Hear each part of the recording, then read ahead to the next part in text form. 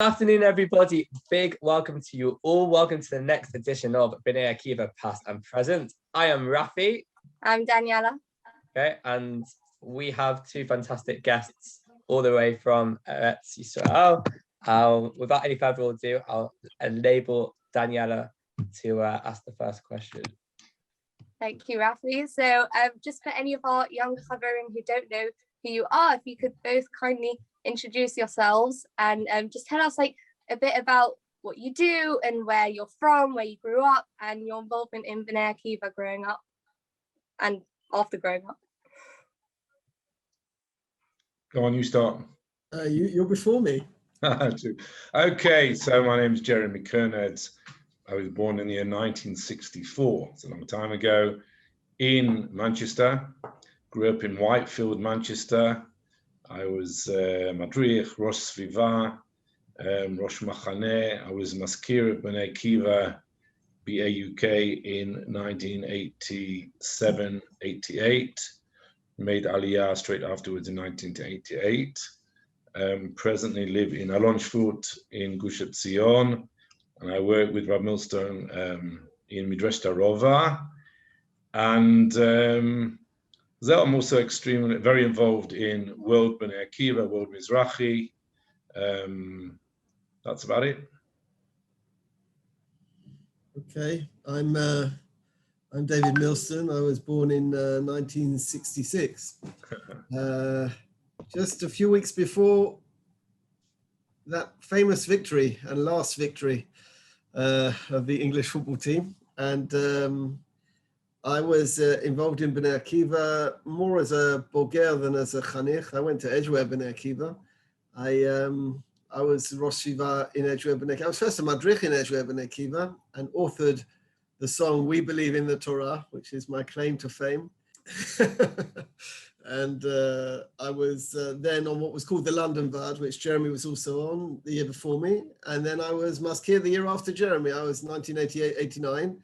We were both part of a Garin Kibbutzi to Male Gilboa, and Jeremy again is a year ahead. He went on Aliyah before me, and I spent my life cleaning up after Jeremy. So I always come after Jeremy. So I came to the kibbutz afterwards, and I was meant to do smicha in Yeshivat Kibbutz Salati. I started smicha in Yeshivat Kibbutz Salati. I had a very illustrious chavruta, Rab Beni Lau, and who was shaliach in London after that. And then I moved to Alonshvut a bit before Jeremy, and I carried on my smicha in Alonshvut. And we live opposite each other, back to back in Alonshvut, and we've been working together in the Midrashah for about 26 years. We've been working together all in all for about 35 years, I would say. It's more or less the same story, except for that I don't really work so much in World Bnei Akiva. I take World Bnei Akiva groups into the Midrashah, but I don't really go to head office very often. He lives there. So yeah, the only difference is that Rav Milston said that he clears up my mess. And I would say that it's a little bit different. I sort of paved the way for almost everything he has done in his life, including organizing him a shidduch. Yeah, his wife. He met his wife with my help. Really? Yeah. Absolutely. But that's a story for another day. You'd have to do another session with us for that. Jeremy was, when I was Maskir, Jeremy was in charge of Israel Machane on the Israel side. So there were 2 or 3 Israeli madrichot. He married one and he gave me one. So that's how it works. Amazing. Yes. You really are inseparable then. I wanted to ask a question vis-a-vis Aliyah. Of course, you've mentioned, Milston just mentioned now a bit about his Aliyah story, about when he made Aliyah. But I want to ask both of you, at the period of time when you were in London and Manchester respectively, involved in Bnei Akiva, why then did you decide to make Aliyah? Was it involvement in Bnei Akiva, general hashkafa? So the answer is absolutely categorically because of certainly for me, my involvement in Bnei Akiva. It was everything that all the ideology that we got in Bnei Akiva. That's what led me to making Aliyah, and In fact, in my day, in our days, almost everybody made Aliyah. I don't really have anybody, or one or two people perhaps in our Shevet who are still in England. When we made Aliyah, that year there were more than 50 people that made Aliyah, 50. Wow. The same summer. In fact, the Bnei Akiva Bachad took out a full-page advert in the Jewish Chronicle with all our names. You can probably find it archived, all our names in a circle with arrows pointing to more than 50 people that made Aliyah. And as Milston said, we in those days, there was a very, very strong push to Aliyah. In fact, if you did movement work, you were expected to make Aliyah straight away after finishing your year of movement work. And in those days, there were a lot of Chaverim still going to kibbutzim. We had a garin, which was called Garin Osram, to kibbutz Mari Gilboa. We were about 20 members of that garin. So I made Aliyah. None of us stayed on the kibbutz, as it happened, but we all stayed in Israel. My Zionism didn't really come from Bnei Akiva, because I was in Bnei Akiva in Edgware as a kid, but I never went to Machaneh as a kid. I never went to Machaneh. Religious Zionism is truth, so there's no real other option unless you want to live a life of lies. You daven every day to come to Israel, and you pray every day in every way. Every time you mention Israel, the whole Tanakh's full of Israel. It was absolutely... It wasn't a choice, really. I was learning in Jews college, and they knew I wanted to go into Rabbanus. So one of the rabbis said to me, you know, what would it take for you to stay in England to be a rabbi in England? I wanted to be a rabbi, a pulpit rabbi, but I couldn't do it. I felt it wasn't a real way to live. I would add that Jeremy's absolutely correct. Most of us made Aliyah. There was a slight difference there that in the system that makes a bit of a difference. When we were of that age, doing an MA wasn't makubal. It wasn't something that everyone did, and therefore it was much easier as such to make Aliyah after you did your first degree. Now the reality is that the first degree is only a stepping stone for a second degree, so people end up staying for a second degree, and then they get caught there, right? They get caught in the system. But it wasn't only a condition for Mazkirut, it was a condition to do Israel Machaneh.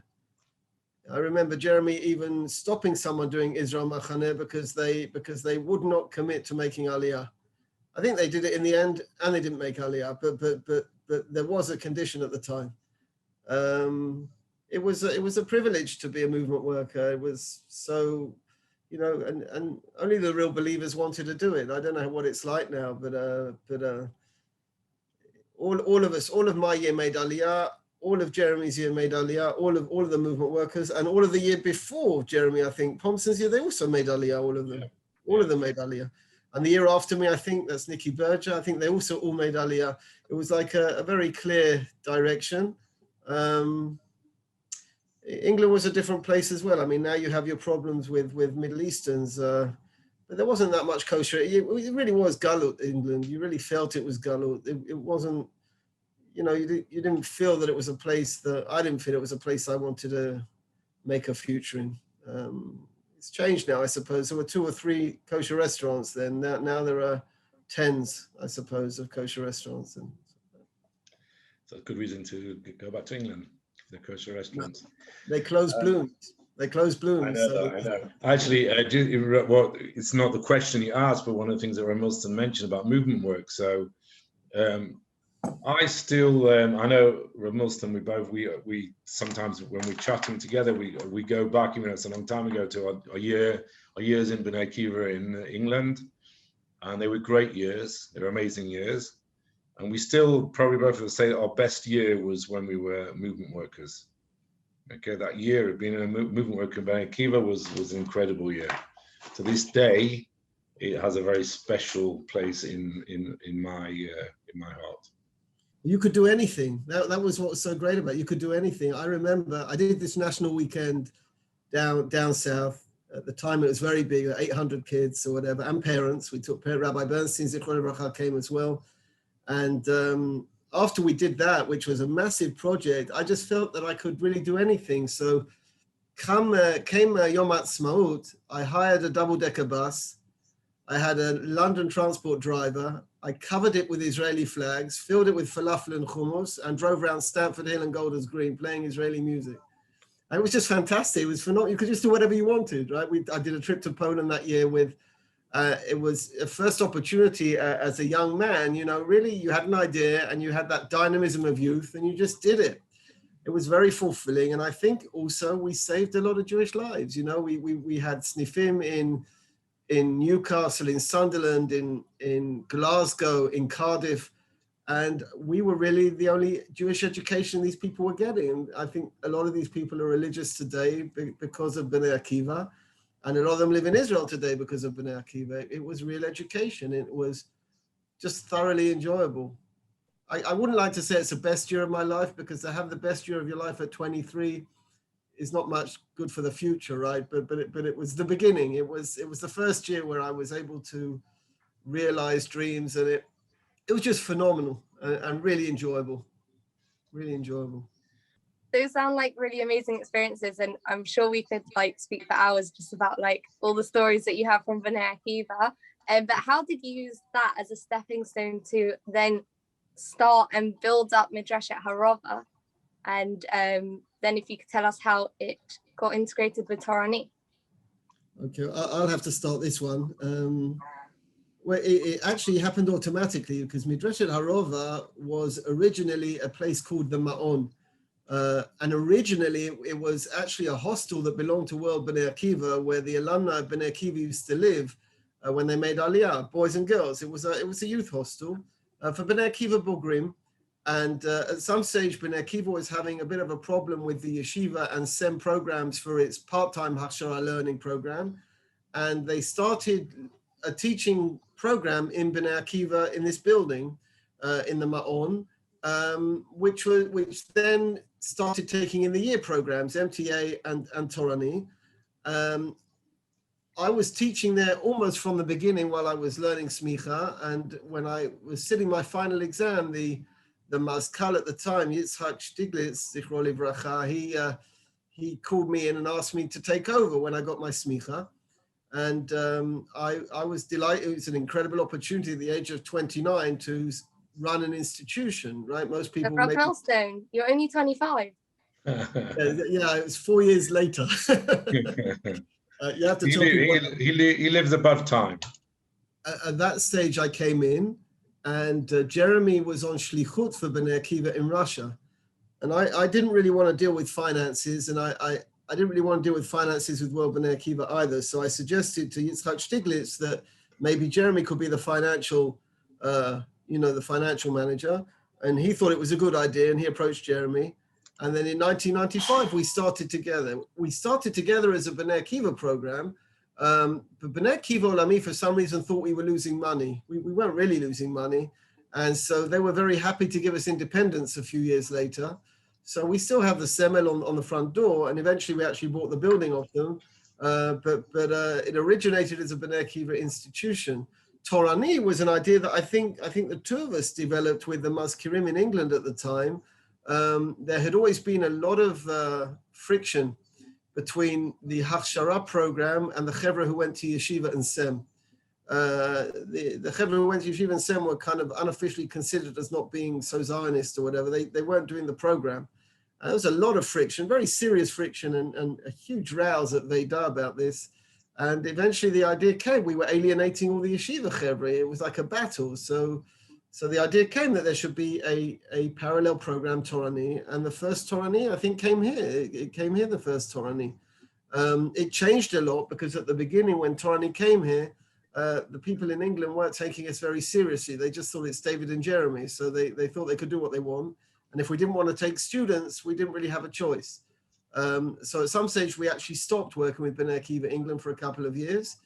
That was in the year of Mark Weinberg, Zichro Livracha, when he was Mazkir. We stopped for 5 or 6 years working with Bnei Akiva. We didn't feel we were getting the appropriate students, and they were very different to the ones coming from South Africa and Australia.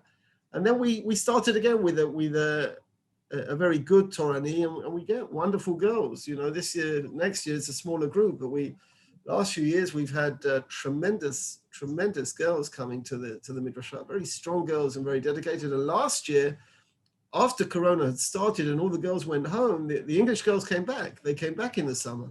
I don't think there's much to add, really. You know, it was pretty thorough. Actually, the first group of Torani didn't come to Midreshet Harova. They were in Orot, and then moved over to Midreshet Harova. I was at the time, we were both, I don't know, living in Male Gilboa, and the Torani group used to come to Male Gilboa for Ben Azmanim. I was the Madrich of the first Torani group that came. But I think pretty quickly, I'm not sure if it's Chalutz, I can't remember the Shevet. I think Abby Opstein was in the group. She's not a Chalutz. It's above that. It's above that. Fantastic. So, of course, quite evidently, I didn't go to Midreshet Harova, but I did do Torani. I went to Sheva HaKotel. In fact, with Milston, I did attend your Parsha Shiurim and Mesilat Yesharim. I dabbled in that. So, yeah, I was able to benefit a lot, even though I didn't go to Harova. I'm aware at Harova, there were Poland trips that are part of the year. And the question for Jeremy, because from what I understand, you have quite a involvement in Holocaust education. So quite a broad one, but what does Holocaust education mean to you? And why is it so important? Yeah, you're right. I've been involved in Holocaust education. Actually, since we were in Bnei Akiva in England, I was on the first or the second trip of Jewish youth to Poland in the year 1984. That was before any of these schools went to Poland. The Jewish Agency organized a trip, and I got myself on as representative of BAUK. It was like a worldwide trip. And essentially, I've been, my father was a Holocaust survivor. For those of you may have heard of, he was was a member of the group that was known as the Boys, the 45-8 Society. There's a lot of them still around. Well, probably not that many still around anymore. Probably most of them have passed away. But there's probably still parents and grandparents of Chaverim Bnei Akiva England. And it's always been part of me. You know, I grew up with the Holocaust. I grew up with the stories. I grew up with the stories of family in Poland. And when I started delving into the world of Shoah and Holocaust and understanding a little bit more about it, it became really almost like a shlichut, something that I feel to this day is so important to bring to the younger generation, to connect. Am Yisrael has always been a people of zikaron, of memory, of remembering our past. By understanding and remembering our past, it helps us connect to where we are now and where we need to be in the future. So that's something I've always, I've been very, very involved in. We started running Poland programs in Midreshet Harova, I think in 2002. And I think I've been taking groups since 2002. In fact, Rav Milston has been part of that as well. We've been doing that, I don't know if you maybe during the year after, but essentially for almost 20 years, we've been taking groups together to Poland. In fact, we're going next week. We're going in a week's time, taking the girls that have just finished in Midreshet Harova. At the end of the year, after the end of the year, we're taking them to Poland for a week. But yeah, it's something that's very much part of who I am. I may not have been on the Poland trip, but I did go to Midreshet Harova and also do Torani, and I'm sure many will say the same as me, that it was definitely a very formative year. Something that comes up, while I'm still living in the UK, please God, making Aliyah. But what, Rav Milston, maybe you can answer this one. What are some challenges that religion Zionism presents in the diaspora, and also what future, if any, is there for diaspora Jewry? Well, you know the challenges better than me. I mean, I've not lived there for 30 years. Thank God, I'm going into my 31st year. But the challenge for someone who is a religious Zionist is to stay focused on Israel and not to settle, right? That's the biggest problem is I'm very fanatical, you know, I'm very extreme. I don't believe once there's a state of Israel that Zionism can exist outside of Israel permanently. I think people who are Zionists ultimately have to come and live in Israel, or they can be friends of Israel, but they're not Zionists. It's like you have Bachad, the friends of Bnei Akiva, but they're not Bnei Akiva, right? Because they stayed in England. They can't be Bnei Akiva because they stayed in England. So they're friends of Bnei Akiva. The challenges are to stay focused on the ideal and to not settle and to get out of there. You know, I would hope, my belief as a religious Zionist is that there's no future for the diaspora because the Navi says that the future is for the Jewish people to be in Israel. I think different countries have different challenges. I think Dafka in England, the challenge is less and more. It's less in that I still feel that we are less comfortable in England. And you can have someone like Jeremy Corbyn who can shake people very badly with their worries. And you can have the behavior you've seen on the streets in Finchley and Golders Green over the last few weeks. You can even have a picture of a British policewoman trying to guard a demonstration saying free Palestine. And these recurring experiences are enough to remind people that this isn't home. This simply can't be home because the people, and the government's one thing, it's the people that's the problem. It's a bit of a plonter for me. I don't really understand that. Is that the British people I've always found to be fundamentally racist. I don't know why they're suddenly taking up the Arab cause.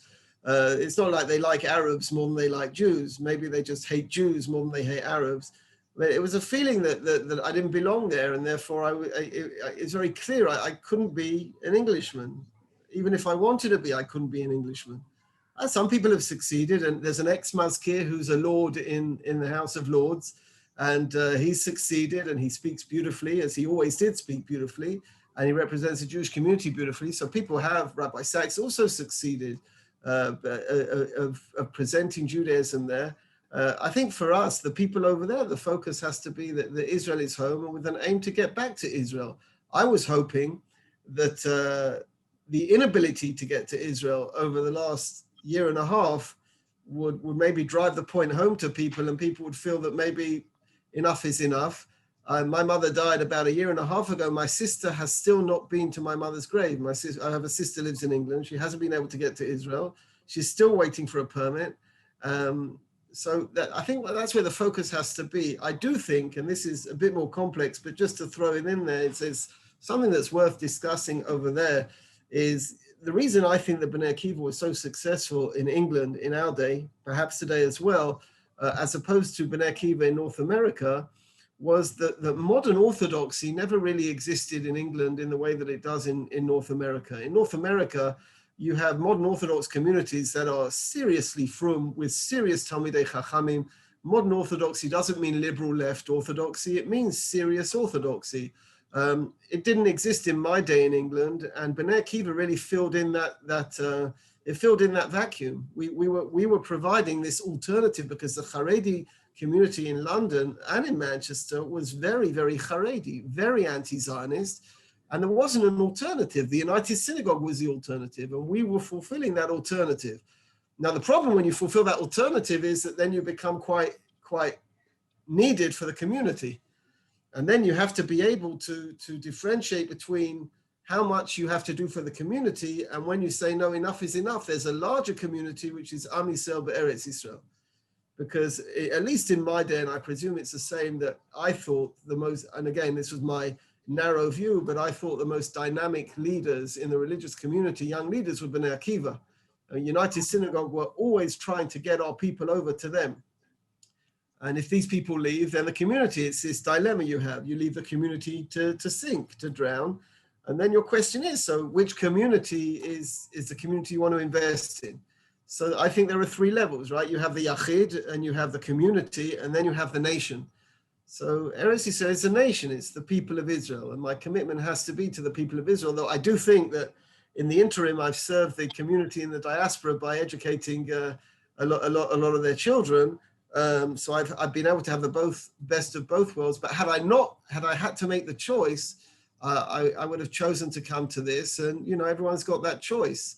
I just wonder, I ask you, maybe this has made people think a bit more about, when you're trapped in a country and you just can't get out. You can't get out. I mean, I saw a headline that they're talking about maybe a third wave now. I don't know what happened with this Indian variant, but it's just never ending. And then the question is, well, but I want to go to Israel. I just want to be in Israel, and you're so near and so far. So I think for you, for the people over there, there's a need to be focused and make sure you don't settle. It's so easy after a year in Israel to just fall back into the culture. I loved English soccer. I loved theater. I loved everything about the culture of England. I just didn't want to be English. So no, it's not that I didn't want to be English. It's I wanted to be Israeli. So it's a big difference. I liked England. I wouldn't have wanted to be in any other diaspora country, but I liked Israel more. And I think there has to be the focus. And the leaders of Bnei Akiva, it's keeping that we had in our Vida, we had so many ridiculous discussions about whether we should. I remember a clause whether we should listen to Phil Collins because he believed in the Palestinians. And these stupid discussions, but it was always about Israel. It was always about Israel, and we were very focused on Israel. And today there's no excuse, right? Because you can hear the Israeli news, you can go online. We didn't have any of that. We had this kind of plastic version of the Jerusalem Post that came out once a week that I used to go into Edgware High Street to buy. Otherwise, we had no idea what was going on in Israel except for the BBC, and whatever the BBC says is the opposite. So. That was our line into what was going on to Israel. I think there's focus. The future in the diaspora. I would prefer people to come here. I think that's ideally where the future is, but have to see. We have time for one final question. I'm going to leave this broadly for both of you to answer, which is, what words or closing words would you like to give to Bnei Akiva Chaverim? You have quite a broad audience who will be listening to this, but younger, but older. It could be a general message for both groups, but if something that you want to share to conclude this fantastic podcast, that would be wonderful. I'll starting off with Jeremy. That's okay. Okay, I'm not going to give a message. I'll share something with you about myself, I always say that for me, Bnei Akiva almost gave me everything that I have to this day. Okay, I became religious through Bnei Akiva, my Tzionut, my Zionism through Bnei Akiva. I met my wife through Bnei Akiva, my children were in Bnei Akiva. So I have this huge appreciation for what Bnei Akiva is and what Bnei Akiva has given to me. But it's even more than that. As I mentioned, my dad was a Holocaust survivor. What I didn't mention was that his father, they lived in a place in Poland called Pietrzków. His father was one of the founders of the Mizrahi in that town, and spent most of his time traveling to Warsaw to get certificates for people to make Aliyah. They never made Aliyah, and they were sent and killed in Treblinka for whatever reason. But when my dad was brought over to England in 1945, after spending a few months in the Lake District, all the kids were sent to different organizations to live. My dad was sent to live in the Bnei Akiva Bayit in Manchester. And basically, the people that looked after him and brought him for 3 years sort of took him through the stage of being a Holocaust orphan to being, somebody who can be part of community and society, were Bnei Akiva Madrichim in Manchester. So our family, not just on this generation's level, but past generations, we have so much to thank Bnei Akiva for. And my dad was obviously always very supportive and wanted us to go to Bnei Akiva. What was the only thing that was difficult for him was when I decided to make Aliyah. I wasn't happy about that because there was no one to continue the business that he'd set up in Manchester. Having said that, I made Aliyah. My two sisters were also in Bnei Akiva. They made Aliyah. And then, of course, my parents came to Israel, made Aliyah. because they couldn't bear being apart from the grandchildren. They didn't really care about the kids, but the grandchildren was the factor. So it really was what we've seen, we call in the Hebrew skirat ma'agal, like closed circle that started with my grandfather in Pietrkov, was never ever, didn't manage to get to Israel, but our whole family eventually moved to Israel, and that's where we are to this day. I was amazed actually that anyone would be interested in hearing two 50-year-old pluses talk about their experiences. We could talk for hours about our experiences in England, and we have done, and we do. So I thought maybe just if I'm going to give a point, give something that will open up discussion and cause you lot a headache. My feeling is, and always has been, is that Bnei Akiva is an ideological movement. And it must remember that it's an ideological movement. That means that the people running the movement and the people involved in the leadership in the movement have to believe. They have to believe in Bnei Akiva. They have to believe in Torah, the Avodah. They have to be Shomrei Torah and Mitzvot. They have to believe in the land of Israel and the state of Israel. And I think that a mistake we make very often, and we've been making for decades, is that we choose quantity over quality. However, the more people we can get, the better. And sometimes we end up losing the density of the ideology. There is so little ideology. You know, when communism fell in the 80s, everyone was quite happy because communism wasn't really communism. It was dictatorship and cruelty. But something bad also happened, because when communism was around, there was ideological debate in the world. There was debate about different systems, different values, socialism, communism, capitalism. And when capitalism more or less took over the Western world, that debate disappeared. When I grew up in England, there were demonstrations all the time. We were Free Soviet Jewry. We used to go out on the streets. We had friends who were arrested for making a noise in a Russian ballet. We made a noise and we had purpose. We weren't just playing WhatsApp games. And the ideology is so important that people have I told students last week, I was finishing a shiur, and we're very near the end of the year for the Northern Hemisphere girls. I said I wanted to give them a bracha. And the bracha I wanted to give them is that they have something to believe in. You know, they have a cause that's going to keep their life important and is going to give mashmaut to their life. And I think that's probably most important for you as Bnei Akiva leaders, is to, you know, we have to do the other stuff. We want to do the other stuff, the kiruv, the machanot, everything. But the one goal that we really have to do, which I think Sav Hasha'ah, is to bring Jews back to Israel. We've been given this most incredible opportunity that we don't value because we don't know what it is to live without Israel. We don't even know what it is to be without Jerusalem. But it wasn't so long ago that people did. And this is just, it's kol dodi dofek, right? It's an opportunity, and an opportunity which is a national opportunity, which Lord knows how long we've got it for. In England, we were learning the psukim, we were dreaming of the psukim, and in Israel, we're living them. We're living the Torah wherever we go. I think that is, you know, you just, alona aleh, you have to keep going forward with the ideology and keep specifically with the bogrim, because the kids are the kids. They're the people who are educating, but it's to have your bogrim well educated and well directed, and obviously believing in what we believe in, so that we can keep doing what we've done. You know, in our time, Bnei Akiva was one of the most successful organizations in Europe, if not the world, you know, as a youth movement.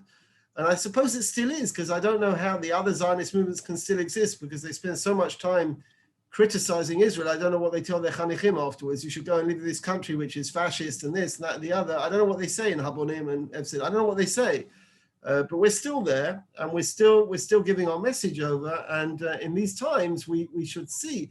I once said this in South Africa. I said to them, you know, if you want to be a kiruv movement, there are people doing it better than you, and we don't need Bnei Akiva to do kiruv. You know, they're doing it very, very well. Rafi Naftali Schiff is a tremendous makarev, but there's only one person flying the flag.